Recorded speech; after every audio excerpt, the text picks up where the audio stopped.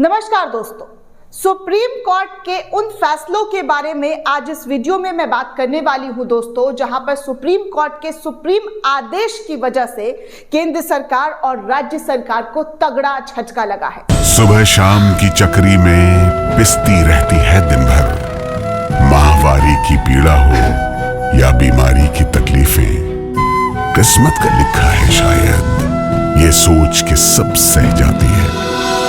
मुख्यमंत्री भगवंत सिंह मान महिलाओं की इस पीड़ा को समझते हैं, इसलिए पंजाब के हर जिले में आयोजित हो रहा है महिलाओं के लिए फ्री हेल्थ कैंप, जहां उन्हें मिलेगा बेहतरीन परामर्श और इलाज, ताकि महिलाएं रहें पूर्ण रूप से स्वस्थ। साल 2024 किस तरीके से सुर्खियों में रहा सुप्रीम कोर्ट के आदेशों को लेकर, इस बारे में मैं आपको इस पूरे वीडियो में जानकारी देने वाली हूं। कुछ ही दिनों में साल 2024 खत्म हो जाएगा, 2025 की शुरुआत हो जाएगी, लेकिन 2024 में क्या कुछ सुप्रीम कोर्ट के जरिए आदेश दिए गए हैं, सीधे दो टूक सरकारों को जो है बातें कही गई है, पुलिस को फटकार लगाई गई है, उन सब पर इस वीडियो में चर्चा होगी। दोस्तों, सबसे पहले मैं आपको बता दूं कि सुप्रीम कोर्ट ने साल 2024 में कई ऐसे ऐतिहासिक आदेश दिए हैं, फैसले सुनाए हैं। देश की सर्वोच्च अदालत ने अरविंद केजरीवाल को बेल देने से लेकर उत्तर प्रदेश में योगी आदित्यनाथ के बुलडोजर एक्शन पर जस्टिस ने अपना जो फैसला सुनाया है, उसको लेकर आप सैल्यूट करेंगे कि किस तरीके से सीजीआई और जस्टिस ने सुप्रीम कोर्ट में इन अहम मुद्दों पर अपनी टिप्पणी दी, अपने फैसले सुनाए, अपनी बातें रखी हैं। सबसे पहले दोस्तों, सुप्रीम कोर्ट के ऑब्जर्वर की रिपोर्ट के मुताबिक इस साल कोर्ट ने कई अहम फैसले दिए हैं, जिनकी राजनीतिक, समाज और अर्थव्यवस्था पर गहरा प्रभाव पड़ा है। तो सबसे पहले आपको याद होगा दोस्तों, सुप्रीम कोर्ट ने सुप्रीम फैसला सुनाते हुए बिल्किस बानो केस में उन तमाम आरोपियों को जेल के हवाले पहुंचाया, जिन्हें गुजरात सरकार की तरफ से बेल दे दिया गया था। आपको याद होगा कि उन्हें संस्कारी बताकर उन्हें बेल दिया गया था। फिर बिल्किस बानो ने सुप्रीम कोर्ट का दरवाजा खटखटाया था, जहां पर सुप्रीम कोर्ट में इस पूरे मामले पर सुनवाई हुई और सुप्रीम फैसला सुनाया गया। इस मामले में सुप्रीम कोर्ट ने दोषियों को दी गई छूट जो है वो वापस ले ली थी। सुप्रीम कोर्ट की 2 जजों की पीठ ने गुजरात सरकार द्वारा बिल्किस बानो के मामले में 11 दोषियों की रिहाई को लेकर दिए गए निर्णय को सीधे तौर पर रद्द कर दिया था। इन दोषियों पर 2002 के गुजरात दंगों के दौरान बानो परिवार के साथ सामूहिक जिस तरीके की चीजें हुई, हत्या का आरोप था। कोर्ट ने इसे प्रशासनिक अधिकार के बावजूद न्यायिक समीक्षा योग्य माना और गुजरात सरकार के इस कदम को दोषियों की मदद करने वाला करार देते हुए पूरा का पूरा फैसला पलट दिया। जिसके बाद इस पूरे मामले पर दोस्तों खूब चर्चा हुई।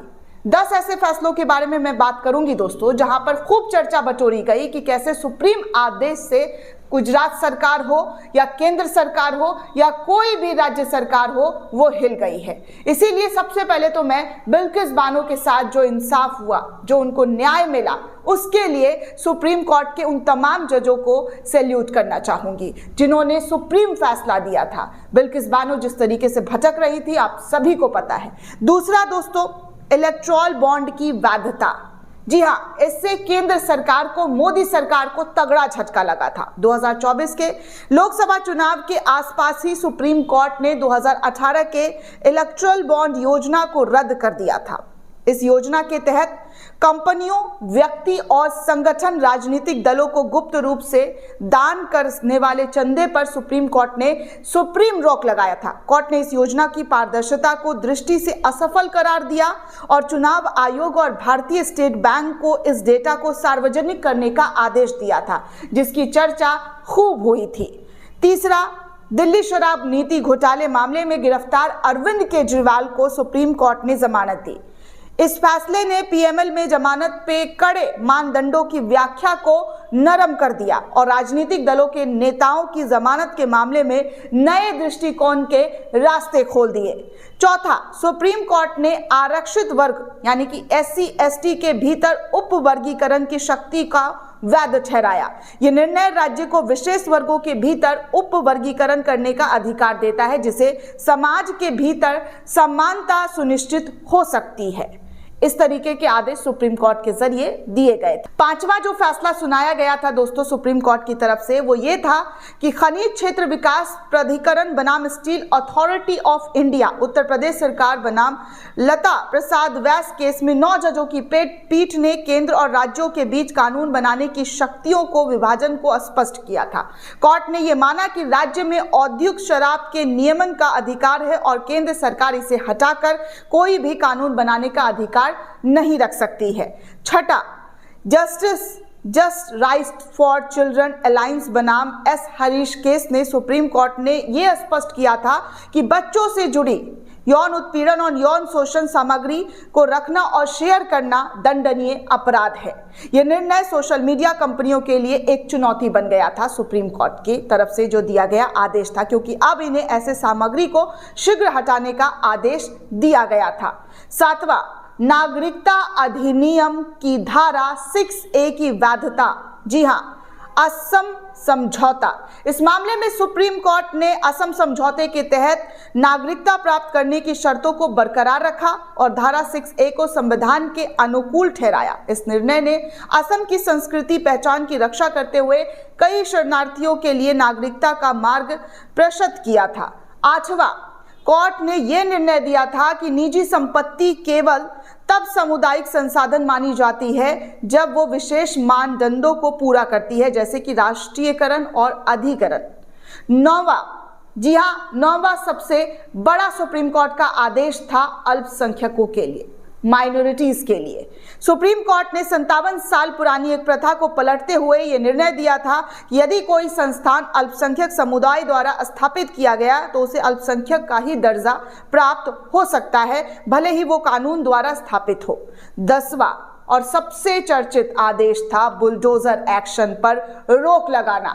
बुलडोजर एक्शन को लेकर कई सारी याचिका सुप्रीम कोर्ट में दाखिल की गई थी, जहां पर बुलडोजर एक्शन पर सुप्रीम कोर्ट में जो फटकार योगी सरकार और पुलिस प्रशासन को लगाई गई, भाजपा शासित राज्यों को लगाई गई, वो आपको याद होगा। हाल फिलहाल के टाइम की बात है दोस्तों, जब सुप्रीम कोर्ट ने अवैध रूप से किए गए बुलडोजर विध्वंस पर कड़ी कार्रवाई की थी और कोर्ट ने नियमों के तहत विध्वंस के लिए विस्तृत दिशा निर्देश जारी किए थे, जिसमें नोटिस देने और व्यक्तिगत सुनवाई की आवश्यकता शामिल थी, जिसकी चर्चा चारों तरफ हुई थी। जहां पर सुप्रीम कोर्ट ने साफ तौर पर कहा था कि किसी भी अपराधी को ये अपराध तय करने का अधिकार सुप्रीम कोर्ट का होगा, ना कि किसी अधिकारी का। और कोई भी अधिकारी, कोई भी पुलिस प्रशासन अपराधी का अपराध तय करने जो है अपराध ये वो तय नहीं कर सकते और किसी का घर तो बिल्कुल भी नहीं गिरा सकते हैं कि एक की गलती पूरे परिवार को नहीं दी जा सकती है। इस तरीके की बातें सुप्रीम कोर्ट के अंदर दोस्तों कही गई थी, जिसकी चर्चा चारों तरफ हुई थी। हमने भी आपको वो रिपोर्ट दिखाई थी। तो ये 10 वो फैसले हैं सुप्रीम कोर्ट के दोस्तों, जो 2024 में खूब चर्चा का विषय रही। सुप्रीम कोर्ट में इस फैसले को पूरी तरीके से सुना गया और जो आदेश दिया गया, जिससे कई लोगों को तगड़ा वाला झटका लगा है।